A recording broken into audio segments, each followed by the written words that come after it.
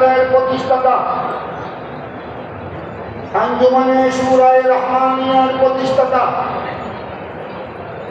কুতুবুল আউলিয়া সৈয়দ আহমদ শাহ শ্রীকুটি আলাইহি রহমা ওয়া রিদওয়ানের বার্ষিক উরস পাক উপলক্ষে আয়োজিত জামিয়ার ময়দানে এই মহান সমাবেশের শ্রদ্ধেয় সভাপতি, আঞ্জুমানের সিনিয়র সহসভাপতি আলহাজ মঞ্জুর আলম মঞ্জুর সহ রাজিন আঞ্জুমান গৌসিয়া কমিটির নেতৃবৃন্দ, Jamia Ahmadia Sunnia Alia principal, vice principal, শিক্ষক মন্ডলী, অসংখ্য প্রতিষ্ঠানের আসাদায়ে কেরাম, আঞ্জুমান এডুকেশন ম্যানেজমেন্ট বোর্ডের চেয়ারম্যান সহ দাওয়াতে খায়ের স্ট্যান্ডিং কমিটির নেতৃবৃন্দ সহ অসংখ্য উলামায়ে কেরাম, বিরাদরান ইসলাম, আসসালামু আলাইকুম ওয়া রাহমাতুল্লাহি ওয়া বারাকাতুহু। আমি লম্বা কথায় যাব না। আমার আজিজে গ্রামী ভাইস প্রিন্সিপাল আবুল কাসেম ফজলুল হক সাহেব যে প্রস্তাবনা রেখেছেন, এগুলি আমাদের সকলের অন্তরের প্রার্থনা, অন্তরের কথা। ইনশাআল্লাহ একের পরে বাস্তবায়িত হচ্ছে। এগুলো একের পরে ধাপে ধাপে আল্লাহর হুকুমে হযরতে কেরামের মেহরবানিতে বাস্তবায়িত হবে ইনশাআল্লাহুল আযীজ। আমাদের আঞ্জুমানে রহমানী আহমদিয়া সুন্নিয়া ট্রাস্টের রাজিন হযরত এখানে মওজুদ আছেন। আমি দীর্ঘ আলোচনায় যাচ্ছি না।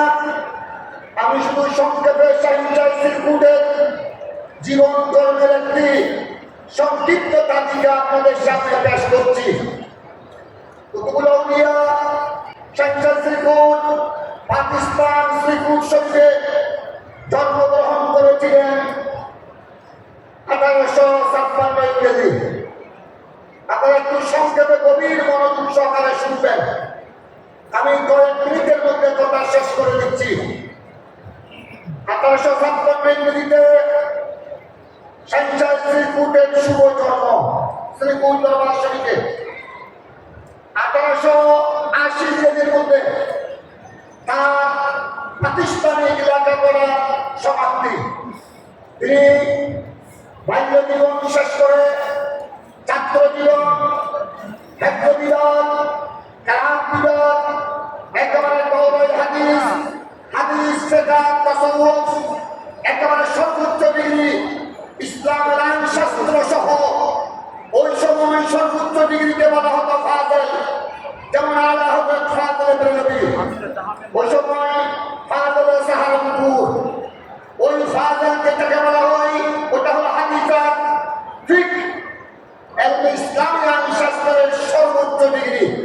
তিনি সর্বোচ্চ ডিগ্রি প্রাতিষ্ঠানিক ডিগ্রি শেষ করেছেন 1880 সালের মধ্যে।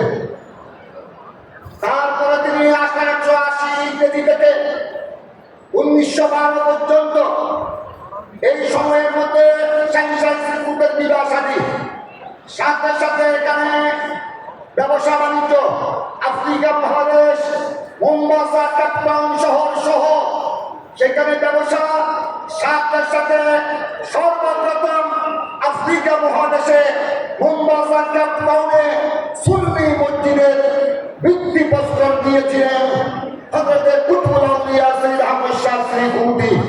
সেখানে তিনি বিশাল খেদমত করেছেন। এই 1980 থেকে 1992 এর মধ্যে তিনি ব্যবসা বাণিজ্য সহ আফ্রিকা মহাদেশে তার বিশাল খেদমত। ব্যবসার আগালে উপরে ছিল ব্যবসা, তারপরে তিনি সেখানে শরীয়ত তরিকতের প্রধান, মসজিদের বৃদ্ধি, ইসলামের বিশাল খেদমত, অসংখ্য বিধর্মীকে ইসলামের ছায়াতলে নিয়ে এসেছেন। তারপরে 1912 থেকে 1912 এর মধ্যে তিনি স্বদেশ পাকিস্তানে শ্রীকুট ফিরে এসেছেন। 1912 ইংরেজিতে স্বদেশে ফিরে আসে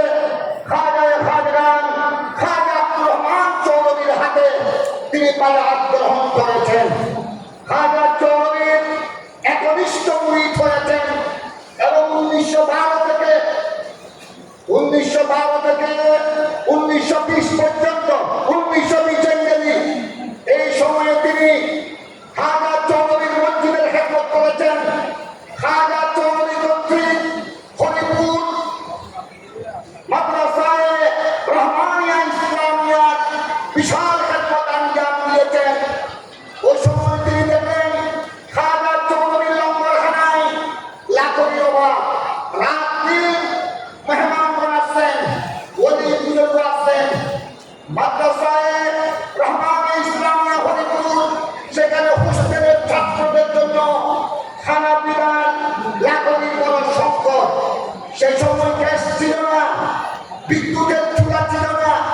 কুতুবুল আউলিয়া এত বড় একজন মহান বিদ্বান, এত বড় একজন হাফেজ কোরআন, এত বড় একজন কারি, এত বড় একজন আল্লামা, এত বড় একজন ব্যবসায়ী, তারপরেও তিনি খাজা চৌধুরীর লঙ্গরখানার জন্য হরিপুর ইসলামিয়া রহমানিয়া মাদ্রাসার হোস্টেলের ছাত্রদের রান্না বান্নার জন্য সুদূর শ্রীপুরের পাহাড় থেকে, নিজের এলাকার পাহাড় থেকে লাকড়ি সংগ্রহ করে দৈনিক 16-18 মাইল দূর থেকে লাকড়ি খামে নিয়ে খাজা চৌধুরীর দরবারে আসতেন, হরিপুর জওহর শরীফ আসতেন।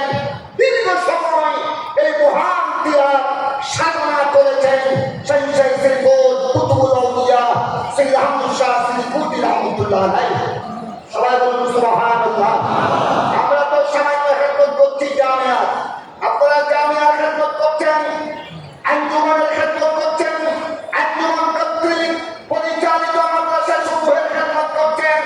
আর কুতুবুল আউলিয়া যার উৎসে পাকে এসেছি তিনি হরিপুর মাদ্রাসায়ে রহমানিয়া ইসলামিয়ার কি খেদমত করেছেন, পীরের দরবারে লঙ্গরখানায় কি খেদমত করেছেন, 16-18 মাইল দূর থেকে পাহাড়ি এলাকা সেখান থেকে লাকড়ি সংগ্রহ করে নিয়মিত এত বড় একজন আলেমের ভিড়, এত বড় একজন কারি, এত বড় একজন হাফেজ কোরআন, এত বড় একজন ব্যবসায়ী বিশ্বের মুসলমানকে, বিশেষ করে আমরা যারা সংসার শ্রীপুরের ভক্ত অনুরুদ্ধ সুন্নি মুসলমান, আমাদেরকে শিক্ষা দিয়ে গেছেন, গান করো, নির্দেশ দিয়ে গেছেন, গান করো, ইসলাম খেদমত করো, গান করো, ইসলামকে বাঁচাও, দ্বীনকে বাঁচাও, সচ্চা আলেম তৈয়ার করো।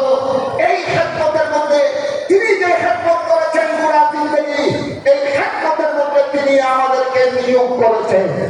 উচ্চস্বরে বলুন না সুবহানাল্লাহ। তাই এই খেদমত, এই জন্য তিনি বলেছেন জামিয়াতি খেদমত